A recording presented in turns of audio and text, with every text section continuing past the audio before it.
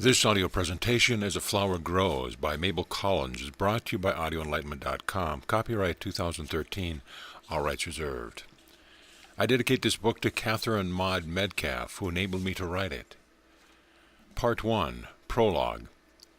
Some part of what I have seen myself of the battlefield of 1914-1915 I will set forth as plainly as possible, for it deeply concerns my theme and bears on it. One figure which is always present in the thick of the battle, and has been since the first shots were fired, is one which holds no rank in any of the armies. Yet it is there on that first blood-drenched ground, where none but combatants may be, amongst the men, besides the officers, with and close to everyone who is concerned in the war, that sounds as though it were omnipresent, and so it is. The ordinary physical sight does not perceive this presence, and therefore to the soldier who has not yet suffered, it is not perceived, and not visible. But extreme agony dulls the physical sight and opens the inner eye. The figure which stands beside the wounded soldier seems as a vision, and may only be remembered as a dream is. But for the moment its intense reality overpower all else. The horror of the war fades. The dreadful emotions aroused by it disappear from the heart, and even the agony of the physical wound is blurred. The presence alone does all this.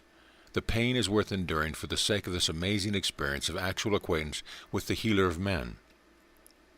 The Christ said that he would remain with us to the end of the eon. He made this promise, and all who suffer so deeply that the bonds of the physical relax their hold know that the promise is kept. He is always with us, in the hospitals and sick rooms, with the prisoners of war, with the mourners at the graveside, with all who weep those bitter tears that purge and purify the whole nature. I have not been to the battlefield in the physical body, but I have been there constantly in one or other of the inner bodies, and I have always seen him there. My experience assures me that there is an astral counterpart of this planet, and that we all possess an astral form which lives in that world of star substance, as our physical form lives on the surface of the globe. We habitually regard all physical phenomena as external. Therefore I call the astral form an inner body. It might be considered otherwise, as the astral plane encircles the physical world, and the ethereal plane is again beyond that. But for all practical purpose, the astral and ethereal forms are interwoven within the physical. To the man who is deeply immersed in human life, his physical body is where his consciousness is fully developed. He is aware of other beings solely by the use of his physical senses, and he can only attain knowledge of his own inner bodies or those of others by retreating within himself. This knowledge is most often obtained in ordinary human life by means of dreams. Everyone knows the sensation of moving hither and thither in a state of active consciousness in a dream. While the physical body is motionless in the mysterious state of sleep, those who believe nothing exists but physical phenomena regard dreams as fantasies. The occultist speaks of dream consciousness, knowing that you travel when you sleep. Most often the time of dream life is passed in the astral world. This is where the desires of the lower mental nature are very active, and it is better, if possible, not to linger there at all. As the ancient Persian stanza expresses it, the soul takes the form of the thought. Men's thoughts are not always beautiful. In this age of war and racial hatred, they are too often hideous. The ethereal world is so purified and exalted as to be almost spiritual, and the man who is without spirituality has a form upon that plane of life as helpless as a babe, and swaddling clothes is upon the physical plane. And in this state of helplessness he will remain unless he is possessed of an inner strength of will beyond that which most men possess, and can arouse himself. Pain and suffering are the instruments by which men of a material tendency are awakened to the knowledge of their own inner possibilities. When a wounded soldier has lain all night under the stars, motionless, lest he should betray his comrade's position to the enemy, and has swooned from agony and awakened to see the good shepherd bending over him, he begins to know that the eyes with which he sees are not the eyes that look on the physical world. Pain, heroically borne for the sake of others, has brought his ethereal form to sudden life and power. A man who lay like this form 8 in the evening till 8 next morning told me the night had not seemed long in spite of the pain. He had been quite happy, and as his wounds were such that he was a cripple for life, but he smiled always when he spoke of that strange night. Surely he had begun to have some understanding of what the Christ meant by the mystic words, "Whither I go ye know, and the way ye know." All disciples know it is possible to follow him up the ladder of being onto the different planes of consciousness.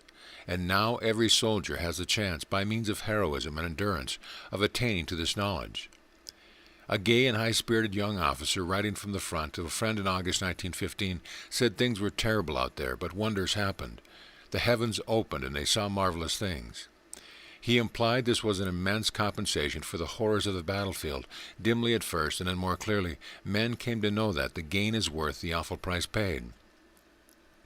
The Christ lives and moves on the three inner or higher planes of being, passing to and fro, and taking on different forms, according to which world he is in. That long battlefront is terrible on the physical plane, more terrible still upon the astral plane, and reveals an awful and amazing beauty on the ethereal plane, to which only the purified souls can reach. By the strength of my intense desire to see the inner meaning of the world war, I have obtained guidance and help in using my own astral and ethereal forms, so as to perceive something of what was taking place on the inner planes of life on the battlefield. And always I found the Christ there. Upon the astral plane, at the very first, I saw him hanging on the cross, bleeding from the nails through his hands and feet, the form which his presence takes wherever sin and hatred are stronger, and then the spirit of love in the hearts of men. This form hovered over the firing line, like a crucifix carried on high. Unutterable sadness of the face, then I saw him moving about. The first time I saw this, he was beside the king of the Belgians, and he carried his cross.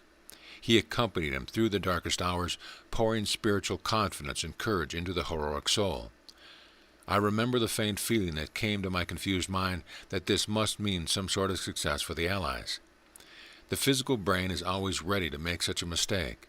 Speedily I recalled the vital truth that it is to the sufferer, the one in deepest trouble, that this divine companionship is given, never to earthly triumph or glory. And I knew then that the deepest darkness was not yet on the Belgian race, nor was it, it came later. Until that darkest hour I saw always the King of Kings walking beside the king of the little country, healing the deep wounds in the sensitive nature. Then came death in his awful strength, and the bodies of men lay heaped so that they hid each other, and one could not be known from another. I found myself, led by the guide who guards me, in this terrible hell upon earth, standing gazing upon a mound of dead bodies of soldiers. I felt like a frightened child and clung to my guardian. From the astral world it is possible to look upon the physical world, as all know who have gone through the experience of what is called spiritualism. It is on the ethereal plane that physical forms fade from view altogether. Therefore I was able to see the heaped bodies of the dead, and to perceive that some were not quite dead, and to pause and to think how great the suffering must be. And then suddenly I saw moving amongst the bodies the glorious presence as the Good Shepherd. Carrying his lantern, he was stooping over the dead, looking closely upon them, searching among them. Now and again he bent closer to one, and seemed to draw something from it. And I saw then that he was releasing souls not strong enough to release themselves, and I understood then that he was gathering his flock. He passed across the line. I saw him moving hither and thither on both sides, seeking his own from either field, from both opponents, from all armies. I became aware, as my sight cleared, of innumerable angelic helpers who were busied among the inanimate forms, lifting up the souls that escaped from them, guiding them, leading them, carrying them away.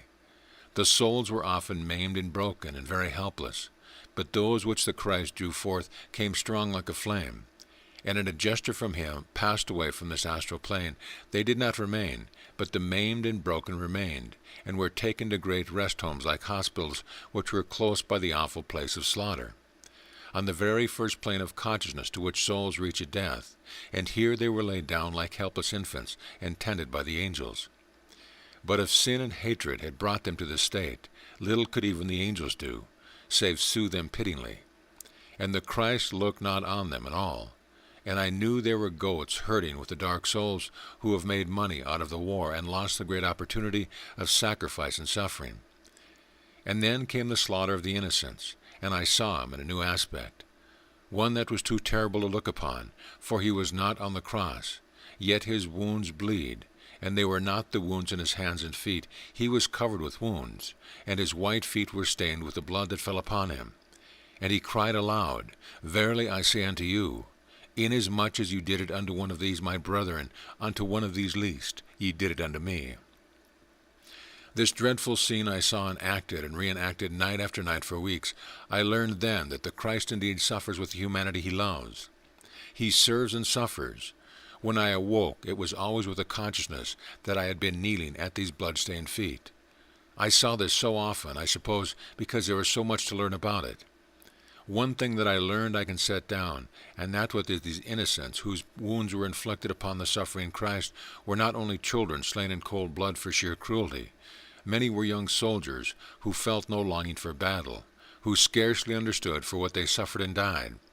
There is always much learned at the feet of the Christ which cannot be set down in words, and yet much more cannot even be brought back at all into the understanding of the physical brain, which remains the priceless possession of the disciples in his ethereal or spiritual consciousness.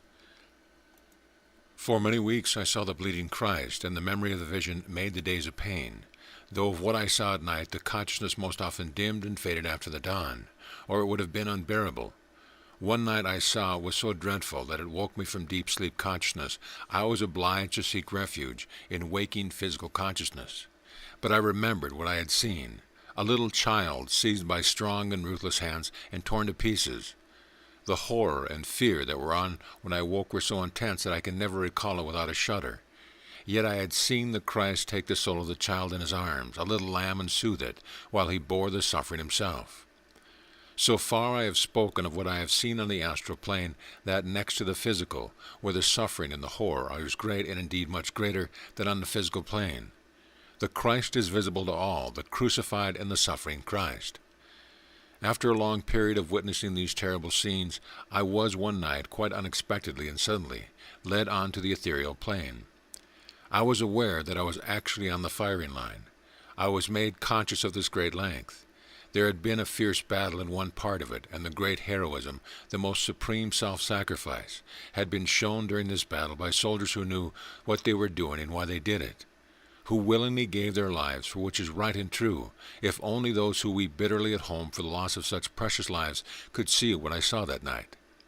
Some perhaps do, possibly many do, for by the law of evolution, suffering and grief have the power to open the inner senses.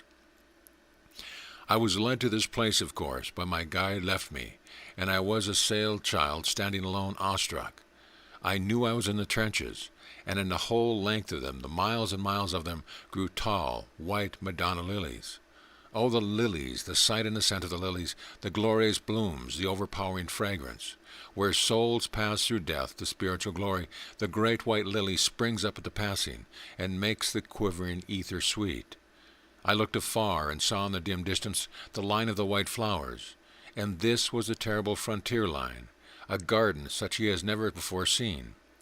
Suddenly I became aware of a quiet figure approaching me noiselessly, moving through the tall flowers. It was the Christ, as the Good Shepherd. He looked from right to left, down among the flowers, and I knew he was looking to see if any lost sheep had been overlooked and needed him. And I knew that he had thus slowly paced the whole great length of the firing line, peacefully, quietly. He passed me without notice. I was but a little child from earth, a disciple being taught. His business was among those who had suffered so much and so heroically that the flower of flowers had bloomed, rising in sudden glory and opening its petals into the splendor of the ethereal world from wherever the maimed or tortured body of one lay who had indeed fought the good fight and endured martyrdom.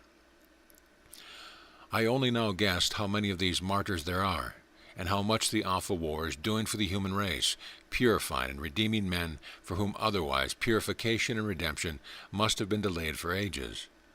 The great turn of the wheel of evolution had caught these men, these ordinary soldiers, in whom was the germ of spiritual life, and forced their flowers into bloom. "Grow as the flowers grow" is one of the most profound sentences in Light on the Path. The artificial effort of the would-be disciple to be a recluse, an ascetic, a non-killer, too often produces egotism, which is the first step towards black magic. But if a man rises up as a plant springs from the soil in which its seed is sown, fulfilling the duties close at hand, true to his family and his country, he is ready to be developed by the forcing process now being laid upon the laggard race, and he may go, a mere unit in khaki, to the place of pain and there find illumination, and the blooming of the flower which is within all men may take place as by a miracle. And I know from what I have seen that not only is this possible, not only does it occur, but that it is in fact the great object of the war. For many days and nights I was there among the lilies, perceiving by degrees more clearly the deep occult meaning and reality into the phrase, "grow as the flowers grow." Then one time I was taken suddenly straight into the spiritual world. I was still among the flowers. I still saw the long line of lilies going into the distance each way. But from where I stood, where a bitter battle had been waged on the physical plane and terrible results from it were being tended on the astral plane, from where I stood, a spirit in the spirit world, I saw a great white avenue in front, going uphill. The avenue was formed of magnolia trees in full flower, the glorious, ethereal counterparts of the magnolia trees of ancient Egypt, more perfect in bloom, more exquisite in fragrance, than anything these flower spirits have been enabled to produce on earth. Egypt is as one dead upon earth, but her power is great in the ethereal world. The Christ was passing up the avenue, and I knew that he'd helped many, many souls to go up that way during the last few hours of horror in the physical world. He had returned from one of his searches among the lilies. He carried in his arms one who was asleep, who was too tired and worn to awake into the spiritual world to which he had earned the right to entrance. I was able to follow him, through with difficulty helped mysteriously to do so. A great dome of white marble was visible at the summit of the hill. White marble steps led up to a wide open door. The Christ passed up the steps, carrying his burden. I followed him, afraid yet not afraid, for I knew I was permitted, or I could not have been there. Within the door I saw the soft, shining waters of a great bath like an indoor lake. So large was it, and I knew that the running water which passed through and gently disturbed it was the water of life. Many lay there sleeping, upheld by the mystic water, growing young and whole again. The Christ gave his sleeping charge into the care of the water, laying the form gently upon it. The little movement of the water was like the movement of a cradle, and I saw a faint smile on a tired face, and then a deeper sleep, full of profound healing, enwrapped the weary consciousness. The Christ walked across the water to the other side. I followed him, but I think I was carried. Then I gazed upon that which I cannot describe. Words are useless, a vast temple full of light, roofless. The ray of the Logos poured down from above, spirits sprang from the water, wakening full of strength, unknowing of the weary left behind, and each was drawn to its own ray, and became as a flame, and passed into it, and was drawn up into it. In my Father's house are many mansions, said the Master. One that I have now seen myself, and it proves to me more plainly even than the experience of the wondrous day when I saw the glorious writing on the wall. When the sun moves northward, chapter 10. That it is before the Christ that those disciples must be strong enough to stand, with the feet washed in the blood of the heart. For he is the master of this eon, and I have seen him with his feet stained with his own heart's blood. Only so can we present ourselves before him, and I know with a certainty that is felt only in the world of realities, that those who have suffered to the uttermost for justice and honor are gathered up by him as his little lambs, and pass from his arms as glorious flame forms into the ray of the Logos into which they belong, entering into that mansion of the Father's house, which is truly their own home. What a homecoming! There are many homes as there are many mansions, and but for the home dwelling in a spiritual state between the incarnations, the purified souls would not be able to endure the ordeal of returning, either to the ethereal or the physical plane, as they must do in the distance of time. Their duty is to help the whole human race through the gate of freedom, and they will fulfill that duty, surrendering the pleasures of heaven with the same simplicity and certainty that they now fulfill the duty of patriotism, enduring the utmost suffering uncomplainingly and surrendering their physical lives. These visions have not been seen in dream consciousness, nor yet in trance, but in the full, intense consciousness known, as I have already pointed out. To the occultists of southern India, Azargat of Swabna, the consciousness of waking clairvoyance, in that condition I passed up from the physical to the spiritual state, perceiving the firing line of the great world war on each, and never confusing the one with the other, or forgetting the physical horror and pain in the unutterable joy of the spiritual transformation. Nor does the Master, for while in the glory and joy of the ray in which the redeemed soul entered like flames which became at once a part of the great flame, The least touch of a teeny appealing hand upon his robe, the use of his sacred name in an unuttered prayer, will bring him back instantly from the glorious heights of spiritual realization to the agony and grief and pain of the crucified and bleeding Son of Man, the Master of the Eon. And is not the Master of the Eon the very soul of humanity itself? Is he not the higher self of every man, in the deep occult sense the Son of Man? The old German God is claimed by the theologian to understand the situation, not the Master Jesus Christ, whose Sermon on the Mount the preacher went on to say that between the ethics of the Sermon on the Mount and the national aspirations of his country, there is a difference of order and of grandeur, and to declare that the obligations of the individual soul do not apply to national and social life. The avatar of this eon, the great Christ soul, who has come down from spiritual states far above the reach of even the spirit of the sphere, is not only the lover of men, for whom and with whom he has chosen to suffer, but he is the friend of each man, and of each living thing. It is for the individual that he labors. He looks for the lost sheep, and claims each one separately. Each one of these has his home and place in his Father's mansion. National aspiration may demand the herding and driving of men so that individuality is lost and they become machines. But occultism is a drawing forth and development of all that is latent in each individual. The great Master, the Christ, therefore, is depicted carrying one little lamb in his arms. For one lost sheep he would come down from heaven. In the hour of death and in a day of judgment, individuality asserts itself and claims its right. Each man suffers alone and dies alone, even though angels tend him. And in the agony of wounds, in the suffering of the treatment of those wounds, in the solitude of the undeserved prison, in grief for those killed, in poverty and privation, the inner nature of man arises and stands forth. He is no longer one of the nation, fighting for the success of the flag. He has become something more greater, a part of the great whole. He is either noble or ignoble, according to his possibilities in his hour the fiery ordeal. If he has within him the great possibility, if the seed of glory is latent within him, then his whole nature is put to the test, melted in the crucible of pain. What will come forth from the burning? Something which grows as the flower grows. Will the eye have become incapable of tears, and the voice have lost the power to wound? This is what the Master asks for, what he seeks. He desires that every individual shall be redeemed, not merely the man of one nation or of another nation. For the flower of the soul blooms in all soils.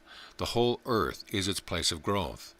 That the causes of the world war were in operation when the Huns wore skins of untanned hide and fought with stone hammers, as Mr. Hale said, is, as I see it, a further proof, if any were needed, that this is the hour of evolution prepared for from the beginning. We are being separated into the sheep and the goats will have lost their chance for this eon. The great task for the disciples now, for disciples of all standing, is to refuse to be dominated by the atmosphere of hatred and revenge which is clouding the thought of the world. At the Easter ceremonies in the ethereal world in 1915, I heard chanted by the glorious choir of the Brotherhood of Love in the Hall of Learning, a litany for the war service which I was bidden to give to the world. The disciple of any degree who recites this daily, hourly, whether his day and hours are spent in the trenches of the hospital, or in enduring hardship and privation resulting from the war, will enable, by his very suffering, to learn the first rules of light on the path. Litany for the War Service 1915-1916. May we devote ourselves to the service of the Spirit of Love. May we not offend against the law of love. May we who are thinking in unison cause a shape of love to be formed strong enough to obliterate all thought forms of hatred which it encounters. May all disciples unwaveringly gaze at the Supreme through all pain and hardship. May all men attain consciousness of the great wheel of evolution turning in our midst, and may each of us rise with the upward turn by means of sacrifice and suffering for that which is right and true. By the power of this hotbed of experience, in which the flower of the soul is forced into bloom amid the firing of great guns, his inner being will arise and stand in the presence of the Master. End of chapter. Part 2, Chapter 1. The text of Light on the Path has now been before the world of students of occultism for over 30 years. The book has held its own in spite of misinterpretations, misreading, and false statement. It is a proof of the fact that works, as well as beings, have individual karma. These rules were given to those on the physical plane who needed them and were ready for them, and those who are ready for them grasp at their meaning. To others they are meaningless. The two sets of rules, each 21 in number, are written in living letters upon a wall in a sacred place in the ethereal world. That place, that wall, those letters have been there since time began, and will be there until time has ceased to be. Let there be no mistake about this. There is no authority connected with these rules. No master is responsible for them, nor any body of masters. They exist as the phenomenal world exists while we exist in it. They are a part of the great mystery of being, calling into life the highest part of man's nature. The numbered statements which are included in these two sets of 21 are called rules in the text itself. It is therefore best to call them by this word, which clearly indicates their nature. Their object is to make and keep straight the path of the disciple. The title, Light on the Path, is no part of the text. It was given to the little volume when it was first brought out by a theosophical friend who was so anxious to send it into the world as to do so in spite of my earnest desire to keep it in manuscript. I did not think the world of occult students was ready for it then. I do not know whether they are ready for it now. Certainly no book has been more misinterpreted. The notes, which are in some editions are intermixed with the text, are in no sense whatever a part of it. They were written by myself and should appear only as an appendix. The rules which form the text, the double set of 21 each, stand alone, not only in my experience but in all literature. They are blazing now, every word a jewel, on that wall where I saw them long ago and have seen them many hundreds of times since. I, a little human soul, led by an ethereal being who guided me as one guides a child. I do not think anyone can perceive the rules or is able to reach the place where they can be revealed without such help. I was not merely permitted to write them down. I received a definite order to do so, and had to go again and again for the purpose of reading them all. Each time I was led to the place as a child is led, guided across a wide and glittering floor and upheld when my strength gave way. And I knew myself as a little child on that plane. I was ordered to write them down, as I have said, but I was not ordered to publish them, and when that was done, in spite of my doubts as to the wisdom of the step, I could only hope that the book had its own karma with which I was not allowed to interfere. It appears that this was so, for good or ill according to the state of those who read it. These rules are written for all disciples. The word disciple is one of the most beautiful in our language, meaning as it does, one who learns from another. It does not contain the same meaning as the word pupil, with which it is sometimes confused or interchanged. The Latin pupillus means actually a little boy, one who is in the care or charge of an older person, and who is bound to be obedient as well as to learn. The disciple is simply the learner, and a great doctor, a great musician, or a great artist will proudly declare himself the disciple of one still greater. There is no possibility of introducing the idea of obedience into the word. The Dictionary of Theosophical Terms, compiled by Powys Holt, gives Chila as meaning a disciple or pupil, which is a good instance of the confusion which exists between the two words, regarded by many persons as interchangeable. In reality they mean quite different words. The children in the council schools are pupils, and the law gives to the master the power to physically punish those who are disobedient. Being underage, they are literally, according to the derivation of the word, in the charge of the masters who are responsible for them during school hours. On page 161 of Subba Rao's esoteric writings, we have the statement that Shankaracharya was a contemporary of Patanjali, being his Chila. It is pointed out in the same article that Sankara was looked upon as a far greater man than Patanjali by the Advaitis, and also that the views held by those two great men were not altogether identical. In such a case, the rendering of the Sanskrit word Chila into English must be disciple, not pupil. It would seem obvious that this must be the rendering always when the learner is of age, and is a voluntary follower of any particular master. It must therefore be the right one in all matters connected with occultism, where independent effort and withdrawal from objects of sense, including the bodies of possibly embodied masters, is taught in all the great schools and systems. The word master is one which always requires a descriptive word to accompany it. It cannot be used loosely without causing the greatest confusion, its meaning being so wide and splendid. The Latin word from which our English word master is derived means exactly the same as the Sanskrit maha, simply great. The council school teacher is the great one in the little community. The master in art and music are the great ones, even to those who are not able to become disciples, and can but look and listen and admire. The word is one which must be colored by context and the surroundings with which it is associated.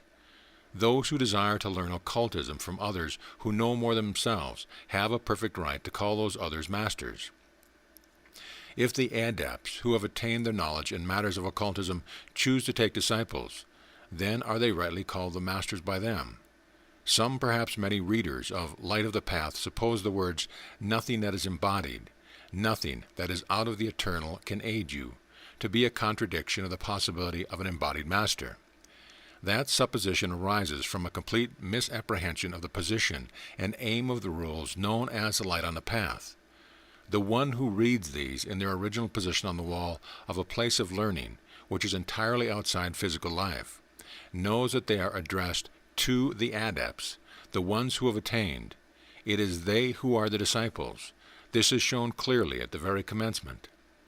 The position of these rules in that place where they have been, and will be while time lasts, must be considered when looking for the meaning of the word mastered when used in them. It was written in this place before the first avatar descended to help humanity, and it will be there not only at the consummation of this age, but at the end of time. It must be remembered that the one who reads these rules in their original place receives them into his physical brain in the language in which he is most familiar. The word I read as masters would be the great in any tongue. And who are the great in that high place of learning in which the Christ comes to teach? And what does the word disciple mean in such a context? It can by no possibility mean anything less than the adepts.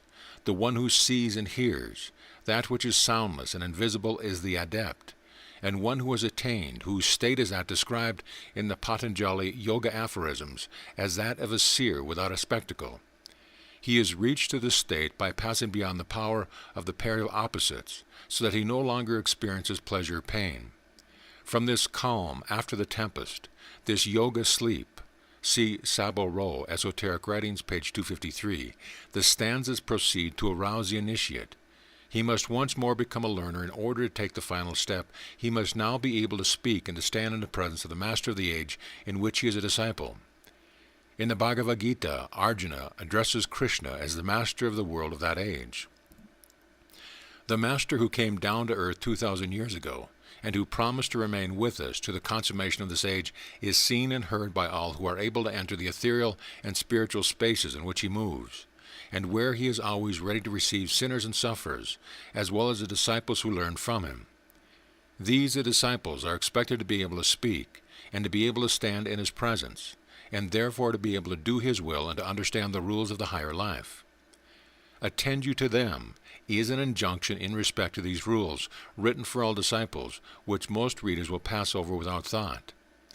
In the chapter called The Illumination of the Adept, in Adam's House of the Hidden Places, a dialogue is given between the adept and the sill of the doorway through which he has to pass. "I will not let you go over me," says the sill, "unless you tell me my name." "The weight in the right place is thy name," answers the adept. The word attention is the entrance word to the mystery teaching of light on the path, as the sill is the entrance and the gateway of the divine Osiris soul in Adam's interpretation of the esoteric teaching of the Great Pyramid. The dead, who are now truly alive, enter upon a definite course according to the doctrine of ancient Egypt, described in the miscalled Book of the Dead, and illustrated by the passages and chambers of the Great Pyramid. But none can enter, even though an initiate, who does not know the true and inner meaning of the first step. So with the teaching of Light on the Path, which is for those disciples who have not only burnt out the impurities of ordinary human nature in the crucible of human life, but have passed through the first stages of yoga. These disciples must then be able to give the right meaning to the entrance word of this advanced school of thought before the entrance can be effected. The fact that without the right meaning no entrance can be effected shows that these rules are a true mystery teaching. It is easy to read them, though, to study them, and even to attempt to live according to them. But without the true understanding of the first word of direction, there is no understanding of the rules at all. All such aphorisms can be read as expressions describing mystic states, and therefore please and even satisfy aspirants who have within them the possibility of mysticism, but who know nothing of practical occultism. The word attention contains within itself, from its derivation, the idea of stretching. To stretch and reach out towards a method of development, and never to lose hold of it, implies great and continuous effort. Attention is no mere matter of reading sentences, of conning rules, of sitting in a school and listening to one who speaks and offers easy interpretation of difficult matters. On the contrary, it is a stretching of the whole self toward a goal placed on high, and apparently quite unapproachable, a reaching out towards something within and beyond, something soundless and invisible. Without any compass the voyager embarks on this great undertaking, there is an invisible guide, a soundless voice, and upon these the aspirant depends, knowing that he is absolutely safe in the arms of his God, so long as his direction is true, his desire absolutely pure. The stretching out towards perfection, which is an essential of the light on the path teaching, is the willing crucifixion of the higher self. The lower self, the personality of the ordinary man, is crucified in time and space, in the inevitable duality which makes the pilgrimage, man and woman, pleasure and pain, heat and cold, etc. But he has passed through these as a man, burnt in the crucible. The stains have been burnt from his heart by the raging fire. He is now to find his way from the plane of matter to the state of spirit. This can only be done by conscious effort. It is a part of rebirth, of the upward path of evolution. The crucifixion of every day is apparently God-sent, but the crucifixion of the upward path is clearly and evidently entirely a result of conscious effort. This is plain, without confusion or doubt. No possibility of attributing the suffering of the upward path to God or karma exist. It is definitely each man's own doing, the conscious and willing pinning of himself upon the tree of pain and sacrifice. By steadfast gazing upon the face of pain, he becomes aware that it is capable of change. Long since, when as a man he gazed upon the face of avidya or evil, he looked long enough to see that face shrivel up and disappear. Only the man strong enough to do this can become a disciple. Now, in his new place in life, that strength remains within him. He becomes aware of the true meaning of the mystery of the crucifixion. In its essential nature, it can never be expressed, even to himself. He can only attain to the knowledge of it by clinging in spirit to the Father-Mother of the world. But he knows as he passes through the bitter-sweet of life that it is the mystic duality which makes the experience of humanity full of contrasts. And with strength and determination to solve the mystery, he gazes upon it, making his mind into the transparent jewel of the yogin, in which all mysteries can, by true religious concentration, be revealed. With the stoicism of the philosopher, he will choose pain to gaze upon, lest pleasure confuse him by its beauty. But such choice cannot be made. The two arms of the cross are but one. As he looks intently into the dark face of suffering, it becomes illuminated, and is suddenly no longer seen as pain, but as something even more beautiful than pleasure, with which it is blended to form this new consciousness. So with evil and good, they disappear mystically into the body that lies on the tree, in which a new force arises, made of both the known as neither. He will attend to the rules and aphorisms of light on the path, must stretch towards a state of being, which to the ordinary man appears impossible. He can shed no tear, he can inflict no wound, he can see his own heart's blood flow, knowing that out of his surrender of personality his greater self will arise. And while surrendering the self, he must acquire such steadfastness on the plane of being to which he has risen, that he cannot be shaken, that he will stand firm even in the presence of the masters. The dignity and position of a raster is one of necessity the result of the needs and ignorance of the learner. The occult aphorism that the disciple commands his teacher is a mere statement of fact, following the same law as the aphorism. Ask and it shall be given to you, seek and you shall find. It is not that the disciple chooses who shall teach him, and orders what the teaching shall be, but that the demands of his nature draw that which is required by them from the inexhaustible, ever-flowing fount of life. Therefore, the degree of discipleship being determined, the standing of the master can be guessed. School children are not taught by great professors, and eminent scholars are not taught by beginners. This is self-evident in the ordinary life of the world. It is a deep and intense truth in occult training. The high position of the disciples, to whom the rules of light on the path are addressed, is shown at once in the first line. In the second part, Rule 15, the disciple is told to do that which was held by the ancient Egyptians as being only possible in the initiation which comes to the just man after physical death. But the disciple is more than a just man, and he is therefore instructed in the mysteries when he is prepared, no matter whether he is still embodied or not. It is clearly stated that these experiences are only to be apprehended by the inner senses. They are not to be imparted by any human voice or any words written in the language of earth. Therefore it is evident that no teacher using these means of instruction can be the masters before whom the soul must be able to stand, and in whose presence the voice of the disciple must be able to speak. The secrets of the earth, the air, and the water, according to the Egyptian ritual, were shown to the soul of the man who had left the body by death. These mysteries have to be mastered by all souls who are ready to pass on, before leaving the wonderful world which has been their temporary home. The masters indicated in Light on the Path are capable of showing these mysteries to highly advanced disciples by means of the inner senses. They themselves, therefore, are dwellers in the world reached only by the use of those senses. They wear the glorified, luminous, resplendent shapes of the teachers of the human race. When the soul, in the Egyptian ritual, is told that he must pass the road above the earth, he finds behind the hidden portico the face of the unseen teacher. When initiation is begun, the soul is so strengthened that it can bear the distant but unveiled vision of the face.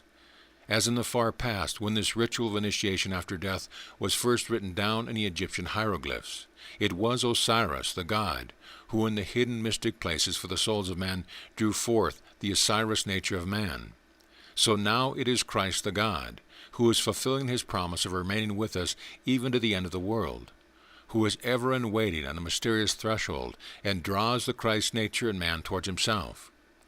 It is not necessary for the disciples to have laid down his physical body before he learns to stand and speak before these masters. As soon as the inner senses are awakened, the unseen teacher makes his divine presence felt, even though his face may still be veiled. The glory and radiance of that face would be unbearable to one who had not yet entered fully into the territory of light. Such are the masters of the world, the guides of the human race, before whose divinity the soul of man must learn to hold itself with steadfastness. These great cosmic souls know the suffering and sorrows of men, and have suffered and sorrowed with them. Osiris was killed and dismembered upon earth only to become an ever-present friend in the world invisible to men. As Christ was crucified in time and space and descended into the tomb of matter to rise again and move always among those who are perpetually suffering this crucifixion, he is seen by all who suffer to the uttermost, to the point when pain breaks down the barriers and the inner senses are weakened. On the battlefield, in the hospital, in the hour of death, and in the day of travail, the glorious shape of the Good Shepherd is seen, because then the universal teacher, life, is forcing men to become disciples and to cry aloud for the help of the Master. Sight is the first of the inner senses, roused into activity according to the rules of Light on the Path. The disciple of this teaching is the highly advanced yogin who has conquered self and entered into the impersonal condition. He requires sight first of all in order to see the path and know without doubt that he is following the right direction and going unerringly upon the way which will lead him to the Supreme. This is the meaning of the way of yoga, that every sense, opening as the petal of a flower opens, shall be used for the great end only, and for no lesser purpose. But the psychic and spiritual forms will and do develop their senses by natural, slow evolution, and the experiences in life and death of the teachers. Never was that made more plain than now. I have shown in the crucible how the terrible experiences of a world war train men in the yoga of Light on the Path. To those who regard man from their high condition of superhuman strength, he appears as a somnambulist, who with closed eyes, deaf ears, and without speech, walks to and fro, obtaining sensation as he best may under certain disadvantages. This is because the physical body is not observed by them, its density, which makes it only one of man's bodies visible to the physical eye, causes it to be unnoticed by the eyes of light, which look from the higher planes of existence. They see the etheric double pursuing the path into which it is led by the physical senses, unaware of the plane of its own life, where it is but a deaf and blind mute is upon the physical plane. They perceive the desire body confused and baffled by inexplicable passions which reach it from a physical sense, flinging itself hither and thither in its own world without obtaining any certain or permanent satisfaction. These two bodies are held together and held in movement, free yet not free, by the breath of life, which is sometimes a mighty wind, and sometimes is a mere faint flutter of air. It is that which creates vitality in these two bodies, even though they are deaf and dumb and blind. They form a vehicle for the fifth principle of man, the thinker, the reincarnated ego, which he uses to move about it. He is Arjuna, and these form his chariot. But it is not only from the density of the comparatively inert physical body that he receives impressions. All the parts of his chariot report to him. In the case of the ordinary man, during a whole incarnation, the thinker is informed only of what the senses of the physical body are aware of. So soon as development begins, and the inner senses awakened, he is informed of that which takes place in the world to which the etheric double and desire body belong. The first of the inner senses to awaken is sight, and when the etheric double opens its eyes upon the exquisite world to which it belongs, the thinker is transported into a new and amazing region of delight. Death, as a factor in life, does its great work unerringly and incessantly, and one of its most important and vital tasks is that of touching the eyes of the somnambulist who grieve for the one who is gone, and raising the heavy lids which droops. But this is only a part of death's work when the great spirit of love is present.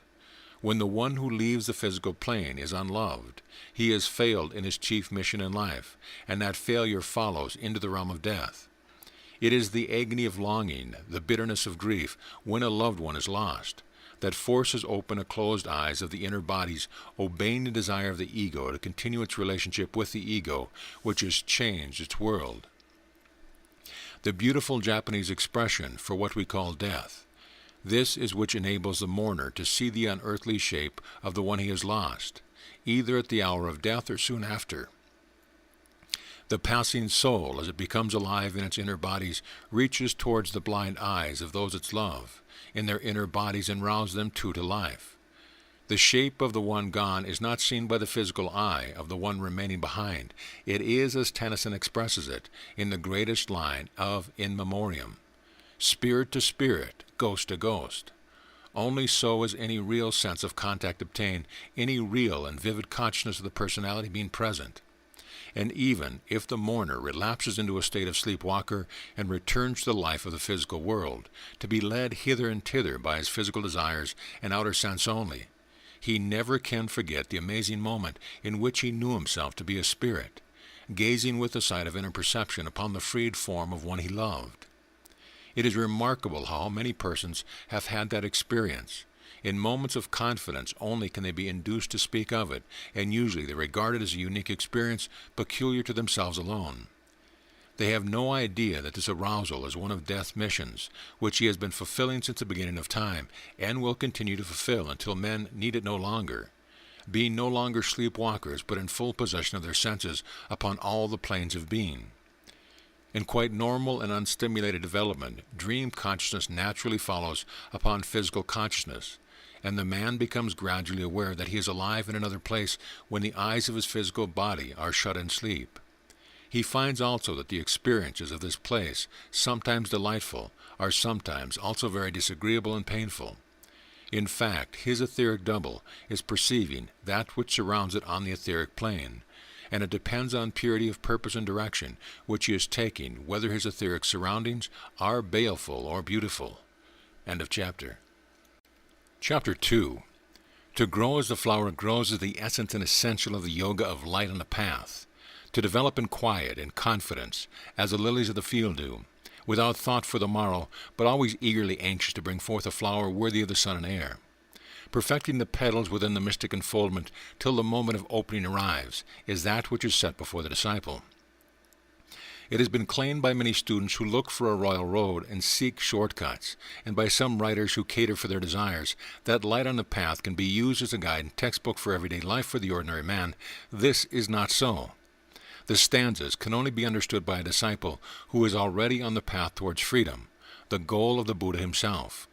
It sets forth the manner in which to secure the great liberation, that which releases man from the wheel of rebirth. Should he desire to return or remain as a follower of the Christ, as a helper of the world, he does so as an act of grace, not as a deed resulting from bondage. Limitation is no longer his scourge. The first aphorism of Light on the Path can only be understood by the student who has mastered the yoga of Patanjali and who has thus changed his attitude towards life and the phenomenal universe. The first aphorisms clearly show, as plainly as words can express occult matters, that this is so. They describe the state of that student who has understood and confirmed the supreme vow, which includes the 5 pledges contained in the teaching of Patanjali, and which lie at the root of all religions and form the basis of the commandments of all religions. These teachings, clear, simple, brief, eternal, come down from ancient Persia, prehistoric Persia. The sage Patanjali was the first to write them down, and that is why his name is associated with them. Every Roman Catholic, every Protestant, every Buddhist learns them in childhood. In England, we see them written upon the chancel walls of village churches in the form given to them in the Jewish scripture. Light on the Path was revealed to me 30 years ago. 10 years ago, I began to understand how little I or any other student understood it, and I resolved to approach it by a study of the most ancient teaching. I worked for 5 years upon the Patanjali Yoga, and I have put the results of my work into the transparent jewel.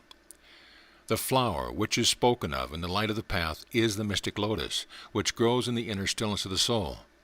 It lives hidden within the walls of the personality and the personal life, but it is there always for all, and for all time, ready to bud and to bloom, and to respond to the sun and the air, which are life-giving and joy-giving. In return, it sends forth an unutterably sweet and precious fragrance. The first thing the disciple has to do is to enter the garden of his soul, and as he does this, by doing this, he changes his attitude towards the phenomenal world, towards mankind, the world of animals, plants, and inanimate objects. The way to do this is shown in the transparent jewel. There is no other way, no hasty method, no evading of studying or of suffering. A walled garden has a witchery of its own, secluded from the surrounding of open nature, especially attached to the dwelling of its owner. Gazed on by no eyes of strangers passing in a roadway, it has a sense as a sanctuary about it. And while it is protected on all sides from the inwards of wind and dust, it is open to the great freedom of the sky, and revels in the rain as do the spreading garden spaces about it, while it draws the sun rays into it and holds them hot within its walls. How strong and sun-fed is the fragrance of the flowers that bloom within the shelter of the walls, how warm the earth about their roots. There is an excitement in being admitted to a walled garden which is like no other sensation. The inner precedes you and turns the key. The lover of garden quivers with anticipation. What will become visible as the door is pushed open? I remember watching such a door open in a high wall in a dark street of Geneva. The high walls on each side of the narrow street excluded the sunlight. What a vision as a door opened! The sun poured down upon a secluded yard full of orange trees in flower. In England, the walled garden is most often a place where fruit ripens safely and the shelter and the fragrance of the herbs fill the air.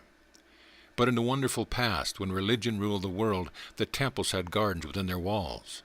And in Spain, these cloistered gardens are now within the churches, walled in and hidden from the outer world. We are thus led to the profound, world-only symbolism, which is surely the inner source of the strange attractiveness of the walled garden. The temple is the representation of the physical body, the temple not made with hands, and the hidden garden symbolizes the garden of the soul.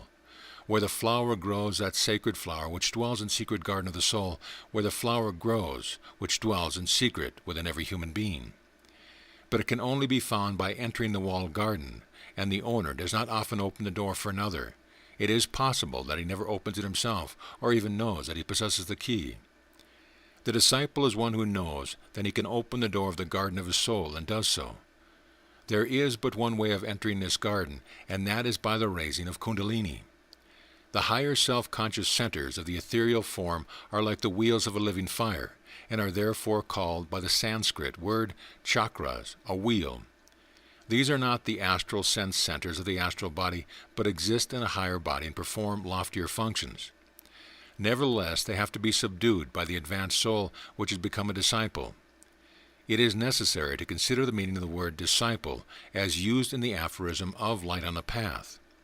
The word itself contains only the idea of the learner, being derived simply by the Latin disco, to learn. It has no resemblance to the word pupil, which implies obedience, and is rightfully applied only to children, and are not of an age to guide themselves, not yet being fully inhabited by their own egos. The words disciple or learner and master the Great One can only be understood by considering the context. In the case of these aphorisms, there is internal evidence that the disciple addressed are initiates of the higher order. The reference will serve to show this. The calm after the tempest spoken of in Rule 21 is clearly the yoga sleep, Karana Sarara. See Esoteric Writings by Sabu Ra, page 253. This means that the disciple called upon to study these rules is sufficiently advanced to have roused Kundalini, the divine power which lies latent in ordinary men, to have by its strength broken through the 7 chakrams and obtained the mastery over the powers located in them, thus gaining control over forces in supernature with which they are connected.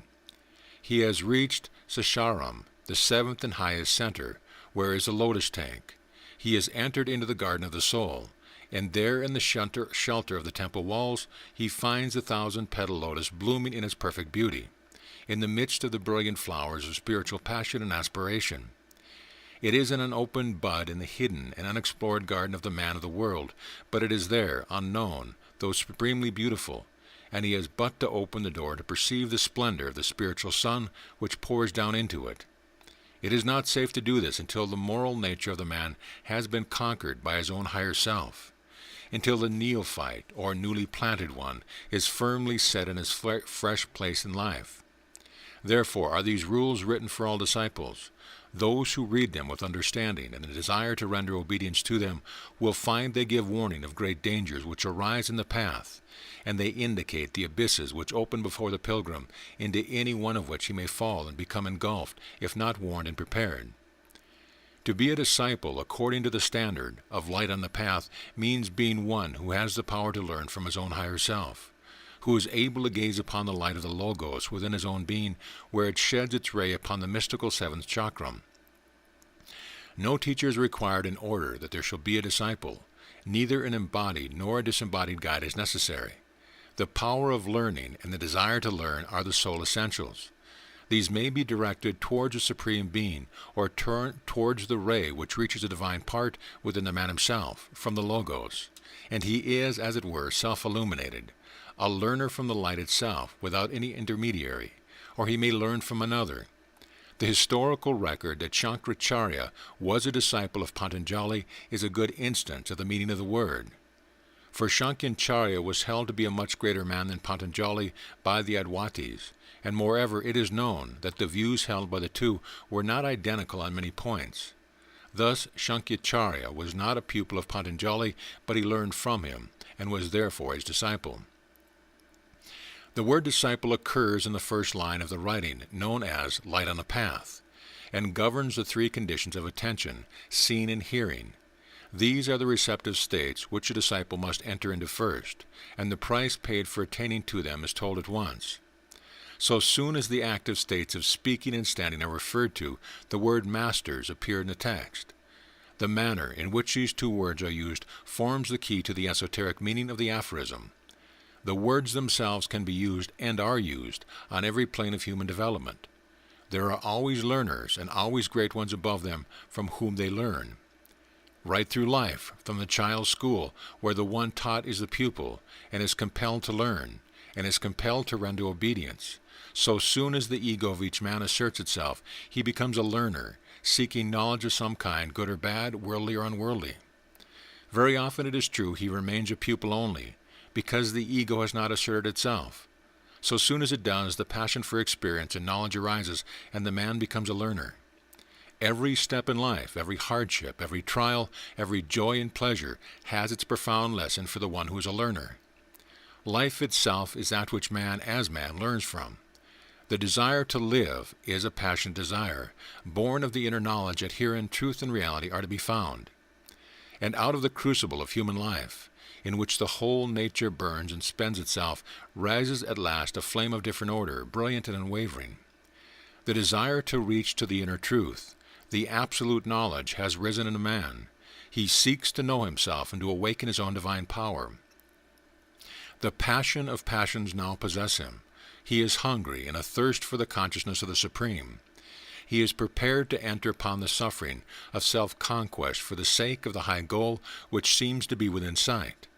He is ready to set aside self and to compel obedience and silence from his animal nature. To be ready to do this is one thing. To be able to do it is quite another.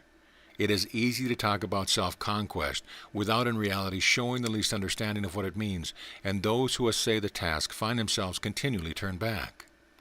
They are obliged to begin at the beginning again, because of having failed to understand the nature of that which is attempted. Self-conquest cannot be learned from another. It is a lesson which each man learns for himself alone. The complete control of the psychic and physical senses arise naturally from that moral training which is the first part of all true yoga. This being accomplished, it is a further and very great effort and accomplishment that gives to the soul the stability, which enables it to stand in the presence of these masters. This standing is the attainment of the power of steadfastness, and is the result of certain conditions in the soul which are here laid down as constituting disciplehood.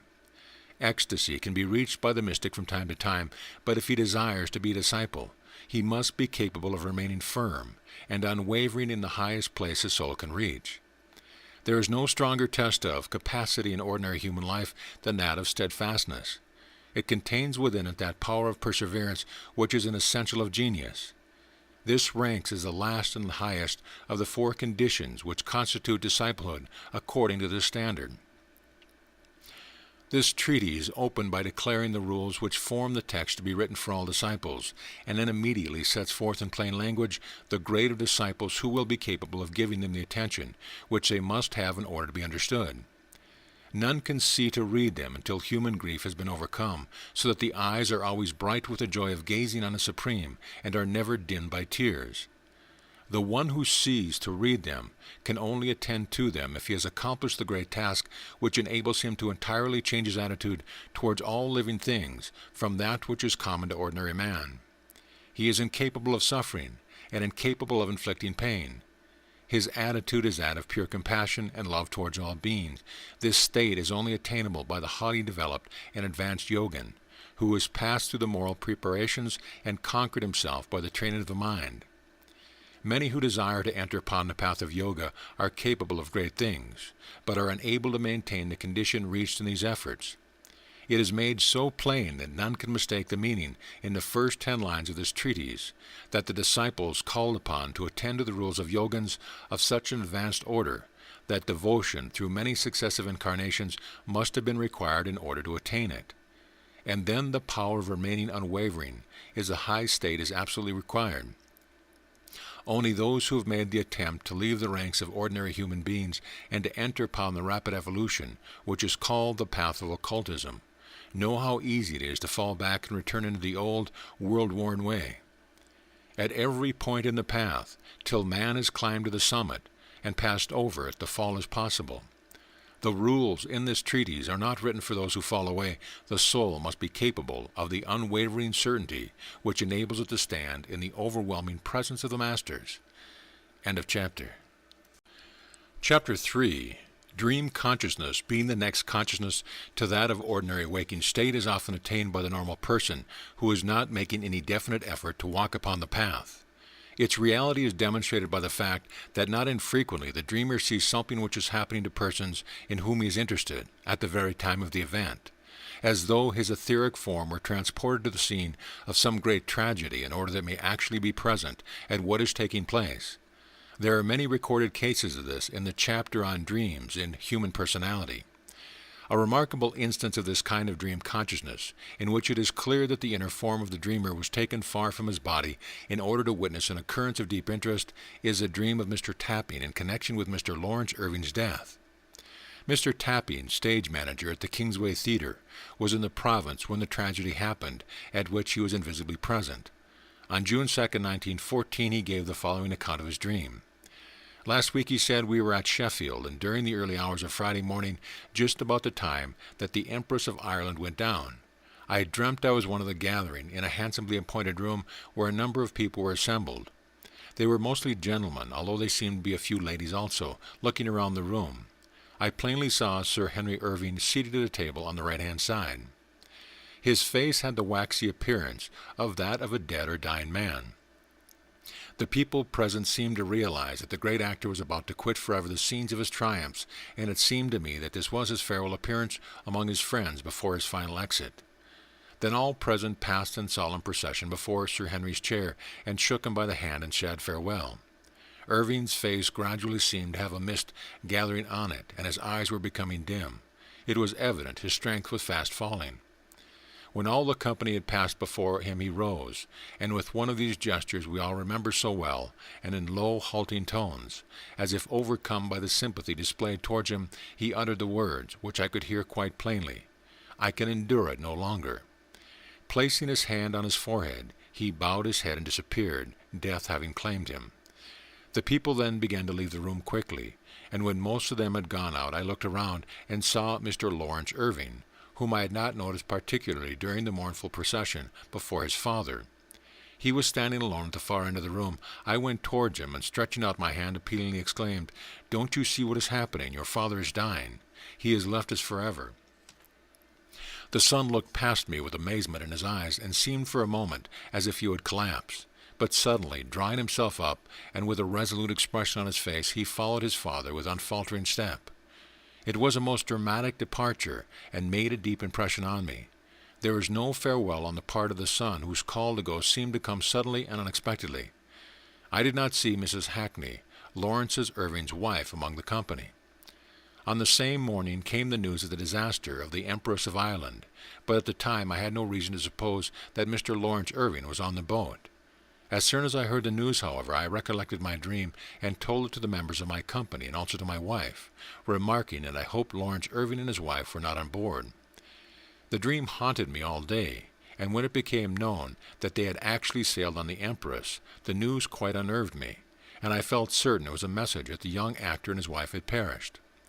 Mr. Shieldberry, a member of the company, seeing that I was much shaken, did what he could to buck me up before I went on the stage that night. Mr. Tapping added that when he saw in a Sheffield paper a picture of a saloon of the Empress of Ireland, he at once recognized it as the room of his dream, from which Lawrence Irving passed out with his father, although he was never in reality seen either of the Empress boats. The record thus clearly set forth is most valuable, and the detail in it is full of interest. The part played by Sir Henry Irving can only be understood by the student of the inner life of a man who knows the difficulty of returning to his external state when once it has been left behind. The hardship of assuming even the ghostly form is very great. I have been visited by the ego of a friend who had been gone some time, and who much wished to communicate with me in dream consciousness. The form approached me, clear, plain, familiar, as Sir Henry Irving's form appeared to Mr. Tapping, and then before a second had passed, these same words were uttered, "I can endure it no longer." I heard them, oh so plainly, the last words I had ever heard uttered by the familiar voice, for I never would ask again that we should meet on that plane. It must be for me to bear the suffering of raising myself to a higher state of consciousness, where we should meet as spirit to spirit. I understood it to mean that the ego, which had been living in a spiritual condition for several years, could not endure the constraint and harshness, even of the etheric form. I knew well that it could not even approach the physical plane to give any sign of its existence. I should interpret the dream I have quoted to mean that Sir Henry Irving had come through the planes of consciousness to meet his son, and that he endeavored to get as near to the physical as possible. But even the condition of the etheric was unendurable, and he was compelled to leave it. This looked to the dreamer, who knew not at the time that it was he saw like physical death. It was no doubt the final effort of the etheric form, which would then disintegrate. It seems undoubtedly the case, for the many recorded instances, that this form retains its life for some such purpose as the welcoming and helping of one who is expected soon to pass through that plane. It is not probable that the dreamer really understands what was taking place between Sir Henry Irving and the other persons who were in the room. The fact that he had no idea that this room was a saloon of the Empress of Ireland shows that he was not fully aware of what he was looking upon. This is one of the great difficulties we have to encounter in entering upon the inner planes. I have many times been present at crowded gatherings on inner planes of consciousness without being able to ascertain what the actual event was that I was witnessing. It requires a conscious effort to ascertain this, which one learns to make in the course of time. But the dreamer who was unexpectedly introduced to such a scene could not be able or prepared to do so. Sir Henry may have found it possible to comfort or encourage those among whom the errand brought him, and did so as long as he could endure the limitation of the form he had descended into. The sight used in dream experiences is liable to mistake what it looks on as the sight of a child in earth life. Experience and training are needed before the child knows that it cannot pluck the moon from the sky. Infinitely perplexing and misleading are the sights we look upon when our eyes open upon the etheric world. But the follower of Patanjali Yoga and a disciple of Light on the Path has attained the illuminated and unerring perception of the true mystic, by reason of the complete conquest of self, the first step in the path of the true yoga. The conquest of the mind, which is explained in the transparent jewel, is that of changing the attitude of the self towards the world.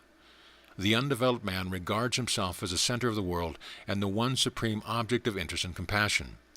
The change of view makes the man in the mystic seer who looks no longer on himself, but on all other creatures with love and the desire to understand the mystery of being. He sheds no tears, for his vision perceives the mystery of the crucifixion, and sees how man must hang upon the cross until he can free his spirit from time and space, and the torture caused by the pairs of opposites which control the physical world. Death is continually freeing the spirit between the incarnations and in the moments of passing. The freed spirit can waken the mourner when the love that binds him is strong enough, and can show the limitless world out of times, out of space. This is the greatest impetus that can be given to an incarnated human soul, and thus death, in its incessant weeding of the earth, becomes one of the greatest factors in life.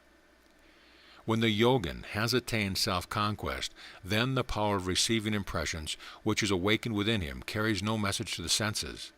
These marvelous organs of action and absorption have passed through their fullness of experience in the physical body and his inner forms, and he is ready to attain the hearing of the disciple. The ear of the disciple is an instrument set, so to speak, for the use of intelligence. The thinker has no longer to suffer or rejoice through it, but to learn by its means.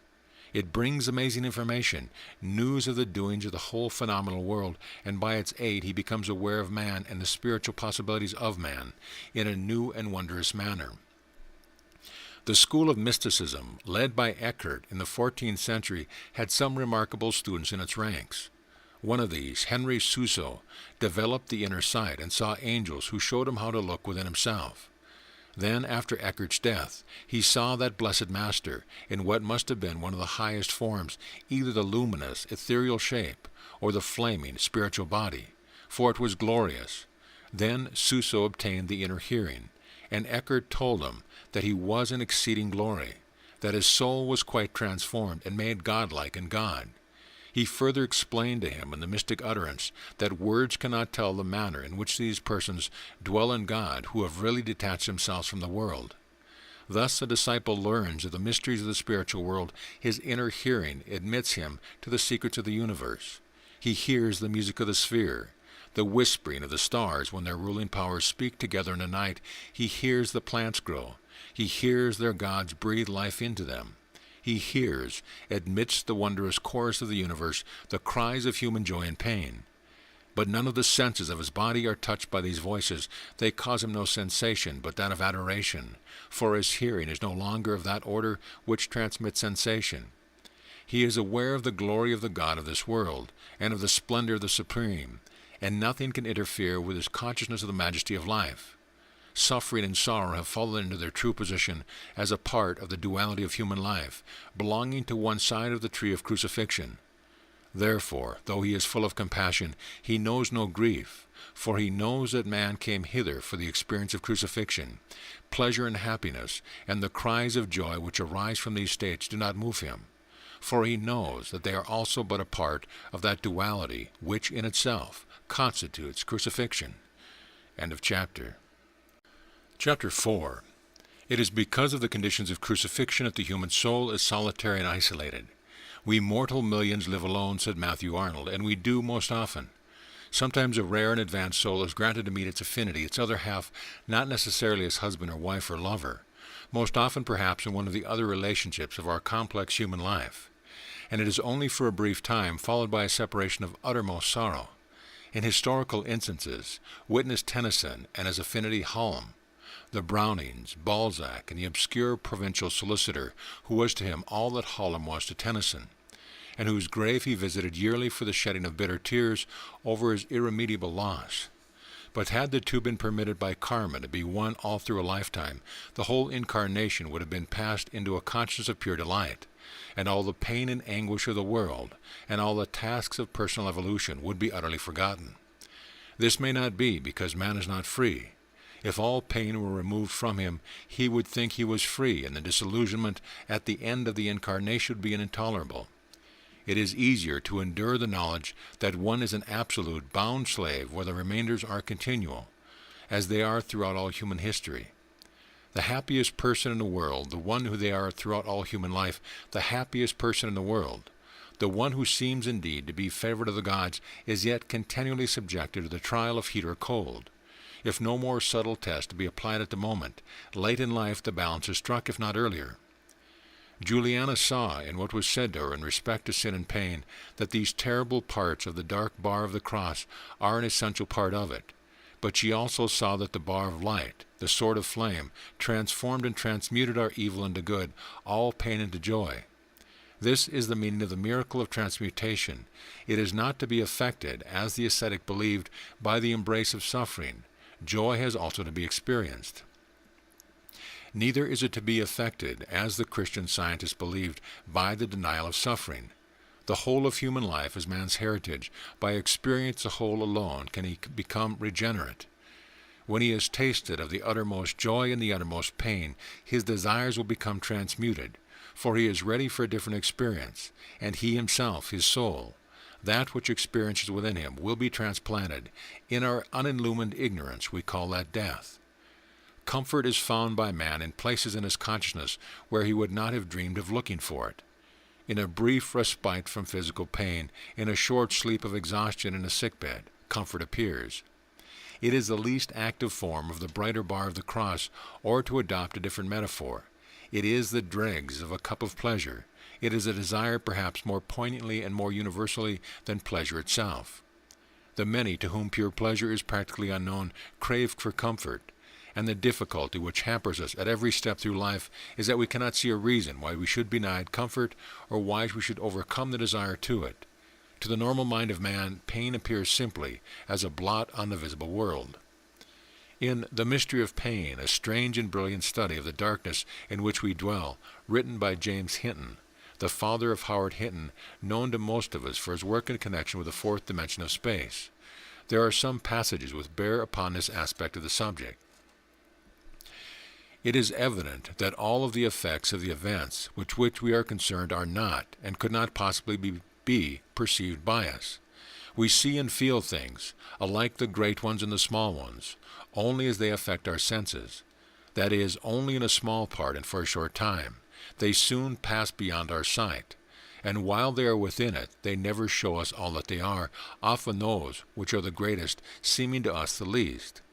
How little we are able often to calculate the influence even upon our own future of events or actions, or which we seem to have the most perfect knowledge at the time, and at the effect of these events on others, which must go on, as far as we can estimate, without any end.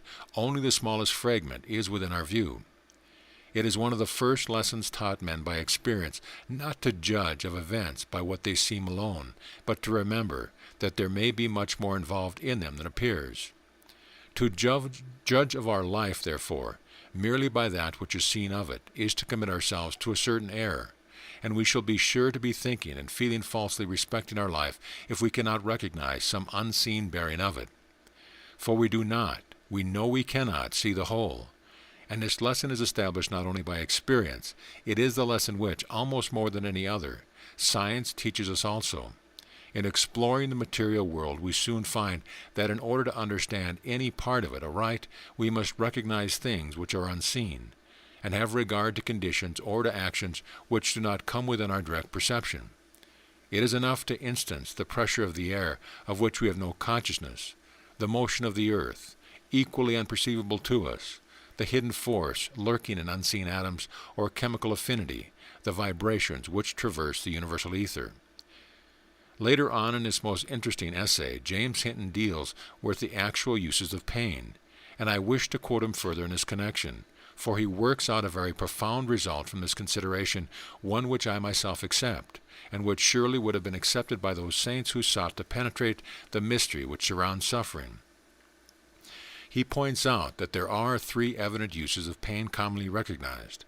First, bodily pain prompts us to many actions which are necessary for the maintenance of security of life. Cold and hunger leads us to feed and clothe ourselves, and when excesses begin, there comes satiety and disgust. The true mystery of the crucifixion, which is depicted in When the Sun Moves Northward, has been shown to many mystics, and some who have remained obscure themselves have been shown the great and awful truth. Juliana of Norwich in 1373 was given a series of revelations. The crucifix being held before her in a severe illness, she saw the figure on the cross turn into the living Christ. She explained afterwards that she saw this both by bodily sight and ghostly sight. And following upon the ghostly sight came the ghostly hearing. She was left, as her legacy to the world of mysticism, her description, in 14th century English, of the way in which the teaching was given to her, wrought by divine elapse into the spiritual part of the soul, the mind and understanding. Some of the teaching itself she wrote down, and in this the mystery of sin is expounded. In my folly, says this quaint and obscure seeress of the Middle Ages, often I have wondered why the beginning of sin was not jetted. But Jesus answered and said, Sin is behovable, but all shall be well, and all shall be well, and all manner of things shall be well. In this naked word sin, our Lord brought to my mind generally all that is not good. But I saw not sin in it, had no manner of substance, nor any part of being, nor might it be known but by the pain it caused thereof. And the pain purgeth, and maketh us know ourselves and ask mercy. In these same words, all shall be well. I saw high and marvelous privity hid in God. This last passage is very interesting, as showing how the wakened receptive faculty obtained from a simple phrase a great hope and promise which became almost visible. This is true mystic hearing, which admits the hearer into the mystical sense of the utterance. The famous Saint Teresa plainly described the manner in which she received teaching. The words were very clearly formed, she said, and unmistakable, though not heard by the bodily ear. They are quite unlike the words formed by the imagination, which are muffled, cosa sarda. Saint Teresa is one of those highly holy persons proved to have had the power of levitation, which is a mark of the advanced yogin. Undoubtedly hearing comes only to those who are far upon that path. These two seeresses were both accustomed to look upon the form of Lord Jesus before their ears were opened. Their lives were entirely different. Juliana of Norwich, having lived obscurely, she passed a great part of her life in an anchorage in the churchyard of St. Julian at Norwich. St. Teresa, on the contrary, was a leader of men and women, and a power during a long and busy life. The times in which the development of her inner sense made itself known were phases which broke up her activity. The conception of this development came to her when reading St. Augustine's Confessions. When I read how he heard the voice in the garden, it was as if the Lord called me. These things are true, but they exhibit only one side of the fact. If pain, in these respects, often beneficial, it also harmful, and in almost all cases it is liable to exceed, in an immense degree, the amount which is needful to secure its beneficial influence. Second, pain serves as a punishment for sin. It follows wrongdoing, in the form of bodily disease or want, or mental anguish, or social vengeance. Suffering is the minister of justice. This is true in part, yet it is also inadequate to explain the facts. Of all the sorrow which befalls humanity, how small a part verses upon the specially guilty. Third, there is another end which pain fulfills, a worthier and more satisfying one perhaps than either of those that have been mentioned. It disciplines and corrects the erring. Happily it does, but only in some cases. Unhappily, it more often fails to teach or to subdue. Often it hardens or perverts. Pain is used for discipline, but can we say that it exists solely for that? when those to whom it has no blessing but a curse, whom it rouses only to bitterness, have no exemption and seem to plead in vain or pity. Hinton has thus, at great length, and I have quoted, worked out the inadequacy of the apparent and obvious use of pain. He then goes on to say, "We must therefore accept pain as a fact existing by a deep necessity, having its root in the essential order of the world. If the reason and the end of pain lie beyond the results that have been mentioned, then they lie beyond the individual. Pain, if it exist for any purpose, and have any end or use, and of that what sufferer can endure to doubt, must have some purpose which extends beyond the interest of the person who is called upon to bear it. To know the secret of our pains, we must look beyond ourselves, while we look only at that which directly concerns the individual who suffers. No real explanation of suffering, no satisfaction that truly satisfies can be found. But if we look beyond and see in our own suffering, and in the sufferings of all, something in which mankind also has a stake, then they are brought into a region in which the heart can deal with them and find them good." James Hinton, by argument and reasoning, by the sweeping aside of false conclusions, has brought us to that which was given to Juliana of Norwich in a flash of revelation. By the use of the occult sense of hearing and true meditation upon the mystic words which penetrated to the inner sense, in the words, "All shall be well," uttered to her in this manner, she saw, as she said, a high and marvelous privity hidden in God. Surely this high and marvelous seclusion is the place of salvation to which man is being perpetually driven and drawn by the double law which works out his evolution. He is made glorious by pleasure, he is made patient by pain, and that great use of individual pain in which, as Hinton expresses, mankind also has a stake, is the freedom of the whole race, which cannot be effected or attained without suffering or without joy. Hinton held that the theory that our bodily nature is constituted rather for pain than pleasure. He therefore had a leaning towards the view held by the ascetics that the cross is a cross of suffering only. In another incarnation in which the spur of pleasure might be granted to him to lead him on to heights of accomplishment, he probably would have held a different view. He had not the help given to those who probe the mysteries of life and death by the laws of karma and reincarnation. He strove to account for the great laws of evolution by the facts observable in a single lifetime. And the sensitiveness of the marvelously constituted physical nature is differently attained in different lives, as well as at the different periods of one life. Be very sure that the outstretched, nailed hands of the Christos in man reach deep into two great dualities of pleasure and pain, drawing from both, as the moments and years of life pass, as the ages and eons of successive lives and their glorious intervals pass, the uttermost knowledge and experience. And mankind has indeed a stake in the suffering of the individual and in his joy, for mankind is a whole, and as a whole he will pass through the gate of freedom. End of chapter, end of book. This audio presentation, As the Flower Grows by Mabel Collins, has been brought to you by audioenlightenment.com. Copyright 2013, all rights reserved.